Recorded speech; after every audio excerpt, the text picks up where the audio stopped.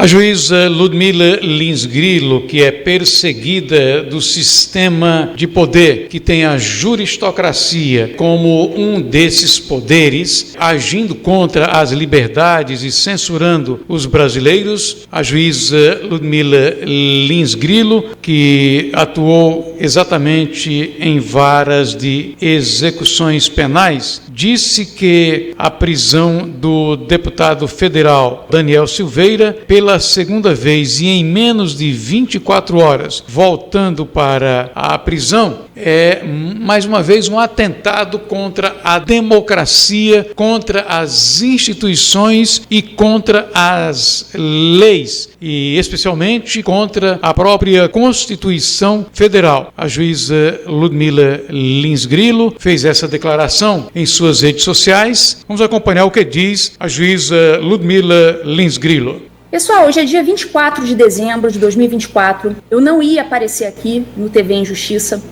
Eu ia, só curtir o meu Natal. Passei o dia hoje na cozinha, fazendo maionese, fazendo arroz colorido, com passas. E, infelizmente, nem todo mundo vai ter essa oportunidade de fazer isso que eu fiz hoje.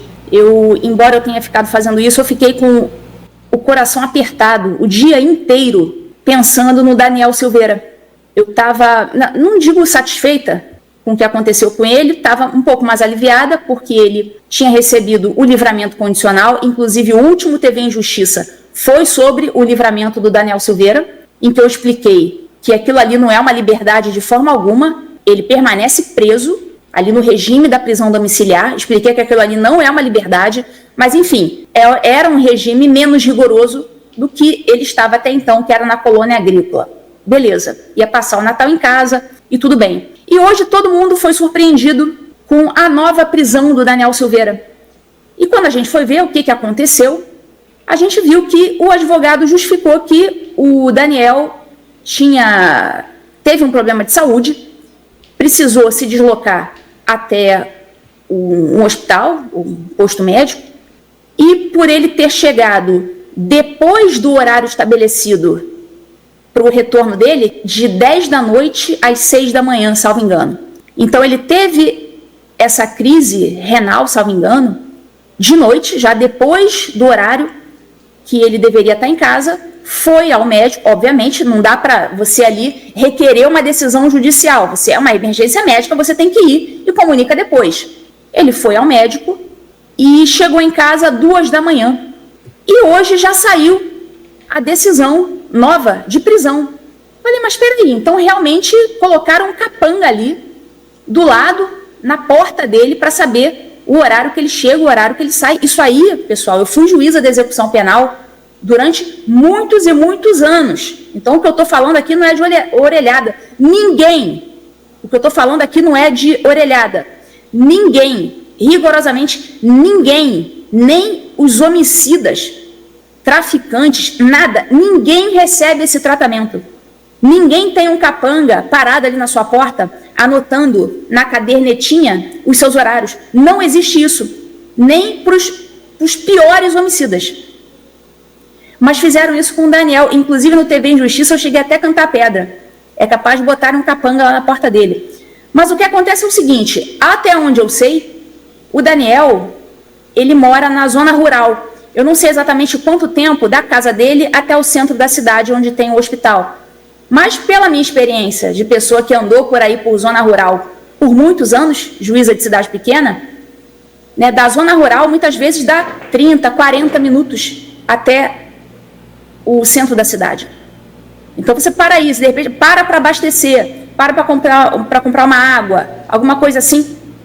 Passou lá a 1h30 que o Alexandre disse que ele estava na rua sem explicação.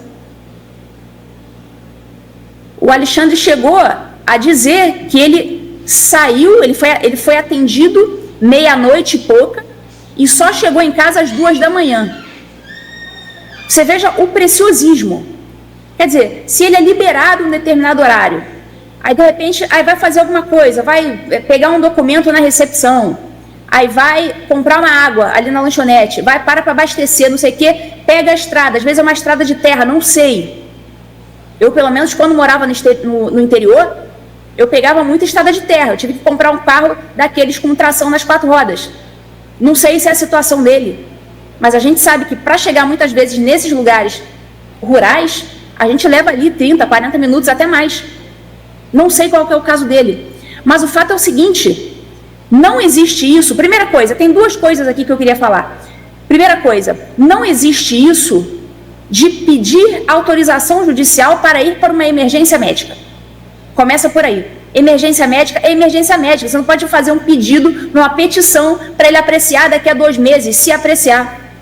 Isso não existe. Ele vai na emergência, resolve o que tem que resolver e volta. Ele colocou na decisão, o Moraes, olha isso aqui.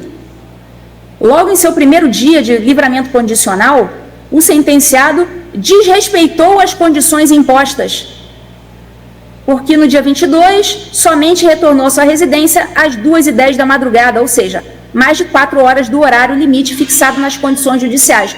O horário limite era 10 da noite.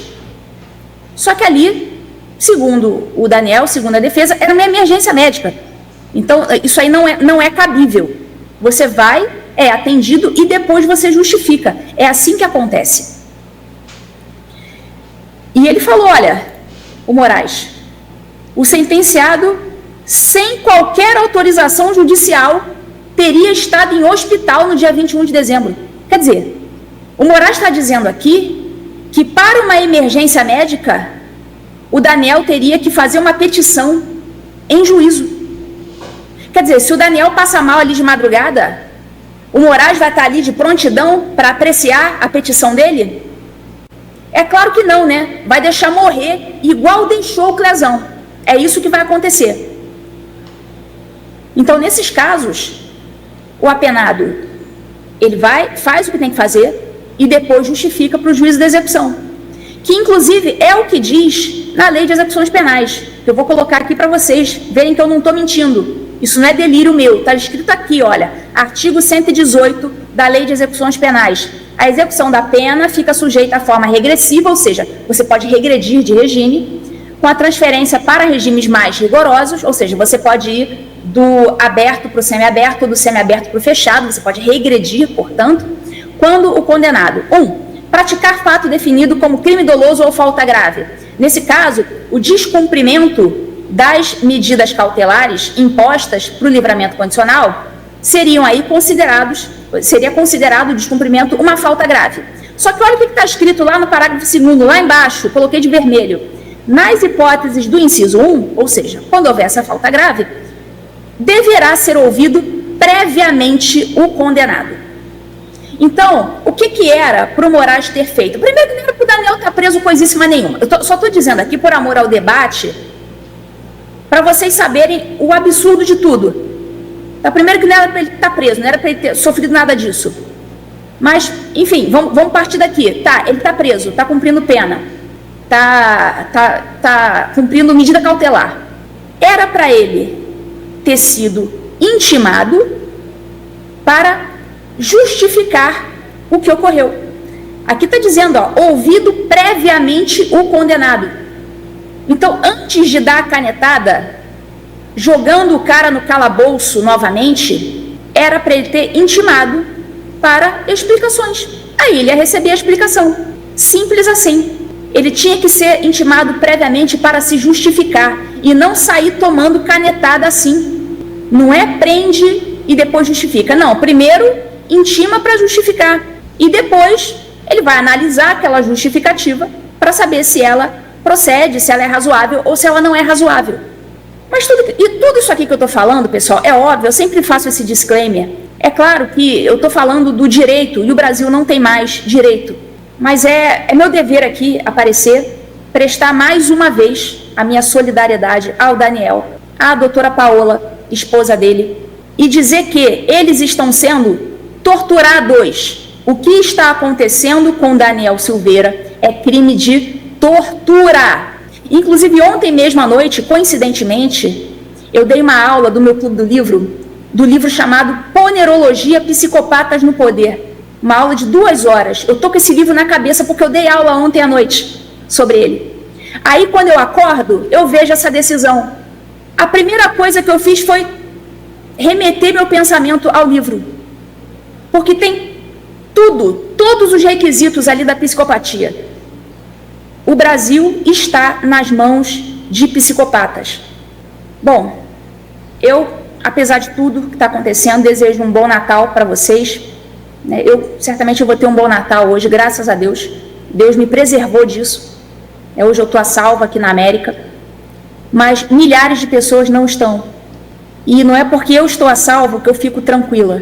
Tanto que eu estou aqui noite de Natal, estou aqui até atrasada para o meu evento, mas eu não podia deixar passar sem gravar esse vídeo, sem prestar minha solidariedade, sem prestar esses esclarecimentos.